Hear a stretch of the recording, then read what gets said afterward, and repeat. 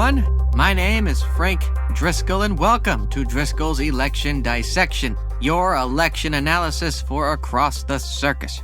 I hope you all are doing well today, wherever you are.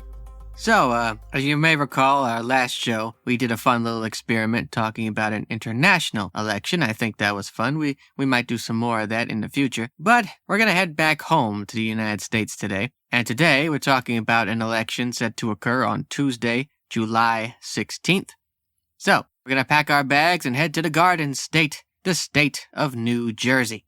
Now, all of you election analysts out there and loyal listeners to the show in podcast land, you're all probably wondering to yourself, well, Frank, the New Jersey primary already happened. You even talked about it on the show. Well, that is true.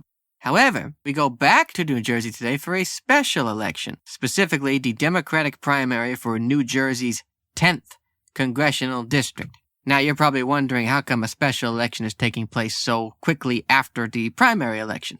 Well, it is a bit to get into, but I'll try to do it the best way I can. So here's the deal. On April 24th of this year, the current representative for New Jersey's 10th congressional district, Democrat Donald Payne Jr., sadly passed away. Now, the filing deadline for New Jersey elections for the primary was on March 25th. And as Donald Payne Jr. was the only person on the primary ballot, nobody could vote for anybody else when the primary came along, and it was too late to make any changes.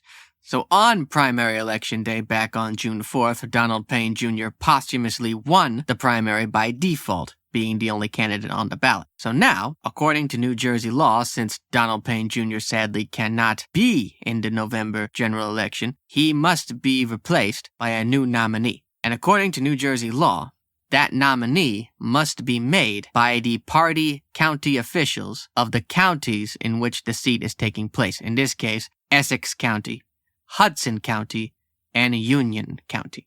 However, at the same time, Governor of the state, Phil Murphy, made a special election due to take place before the general election. A primary held on July 16th with a general election set to be held on September 18th.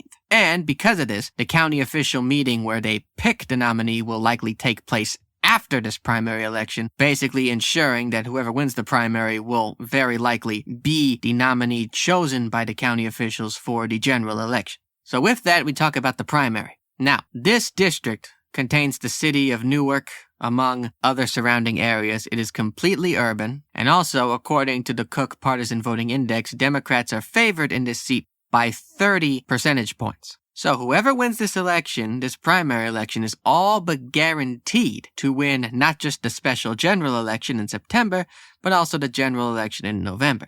So, many prominent politicians around the area are choosing to run. According to most articles and analyses, there are two major candidates in this race, those being the mayor of Linden, Derek Armstead, and Newark City Council President, LaMonica McIver. So we don't really have many polls in this race, but there are some fundraising numbers. LaMonica McIver seems to have the edge there with a few more bucks than Derek Armstead. Also, McIver does have many notable endorsements, including Governor Phil Murphy, whom we just mentioned, as well as current Senator Cory Booker of New Jersey, as well as many local unions, as well as both the Essex County and Union County Democratic Committee, which, as I mentioned earlier, will be the officials who are deciding who is the nominee after the primary election.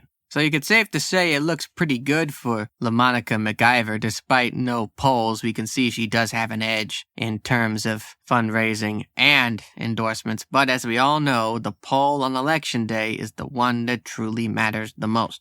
And Donald Payne Jr. held this seat for a long time, and his father, Donald Payne Sr., also held the seat for a long time. So whoever wins this election could very well hold on to this seat for many, many years, or maybe even use it as a stepping stone for higher office. We'll just have to wait and see.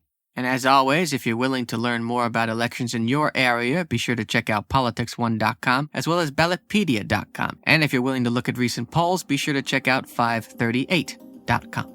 And I always say to you, if you are a registered voter in New Jersey's 10th congressional district, I don't care who you vote for, but I do care that you vote, so please do. Thank you for listening to to Driscoll's Election Dissection. If you'd like to learn more about the show, go online to alginproductions.com/acrossthecircus and be sure to listen to us on any podcasting form you like. Thank you all for listening, and I will see you all very soon.